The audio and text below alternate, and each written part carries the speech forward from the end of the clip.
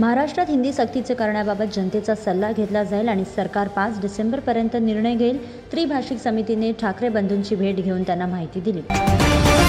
मध्य रेल्वे प्रवाशांसाठी महत्त्वाची बातमी. आजपासून 4 दिवस मध्य रेल्वे मार्गावर पॉवर ब्लॉक राहणार आहे. 24 सप्टेंबरपर्यंत चालणाऱ्या या ब्लॉकमुळे अनेक गाड्या रद्द होतील. रेल्वे वेळापत्रक तपासून तुमच्या प्रवासाचे नियोजन करा.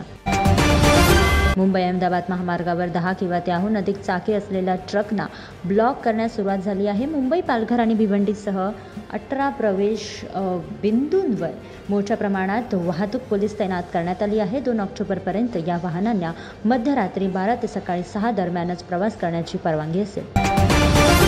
मागाठाणे गोरेगाव 120 फूट DP रोडसाठी BMCने कांदिवलीतील रहिवाशांना स्थलांतरित करण्यास सुरुवात केली आहे आणि तोडफोडीची कारवाई देखील सुरू झाली आहे.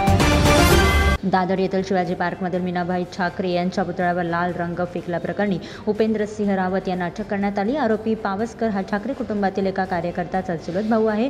पोलिसांकडून व्यापक चौकशी सुरू आहे. मुंबई मेट्रोच्या ॲक्वा लाईन 3चे भाडे निश्चित करण्यात आले. आरे ते कफ परेडपर्यंतचे भाडे 60 रुपये असेल, तर नरिमन पॉईंट ते विमानतळपर्यंतचे भाडे 50 रुपये असेल. संजय राऊत यांच्या आरोपांमुळे खळबळ उडाली आहे. त्यांनी म्हटले आहे की भाजपशी संबंधित बांधकाम व्यावसायिक बेस्टच्या जमिनीवर डोळा ठेवून आहेत आणि सरकार सार्वजनिक वाहतूक बंद करण्याचा कट करत आहेत, ज्यामुळे बेस्टला तोट्यात टाकले जात आहे. मस्जिद बंद रेल्वे स्थानकाजवळ बेकायदेशीर कबूतरखाना उघडल्याबद्दल स्थानिकांनी संताप व्यक्त केला आणि त्वरित कारवाईची मागणी देखील केली. ठाण्यातील मानवी वस्तीत एका बिबट्याने घुसून मानपाडा येथील एका गृहसंकुलात एका भटक्या कुत्र्यावर हल्ला केला. हे भयानक दृश्य CCTVमध्ये कैद झाले. आज शहरात हलक्या ते मध्यम पावसाची शक्यता आहे. हवामान खात्याने मुंबई, पालघर, ठाणे आणि कोकणात अलर्ट जारी केला. आनंद दिघे हे नेते नव्हते, तरीही बाळासाहेबांच्या फोटोजवळ त्यांचा फोटो दिसला. संजय राऊत यांच्या आक्षेपामुळे आता राजकीय वाद निर्माण होईल. शिवसेना नेते योगेश कदम यांनी दादर येथील शिवाजी पार्कला भेट दिली. दिवंगत मीनाबाई ठाकरे यांना पुष्पांजली वाहिली आणि सुरक्षा उपाययोजनांचा आढावा घेतला. मतदार यादीतून पक्ष समर्थकांची नावे वगळण्याचा प्रयत्न करण्यात आला. निवडणूक आयोगाने राहुल गांधींच्या आरोपांना उत्तर देत त्यांना खोटे आणि निराधार म्हटले.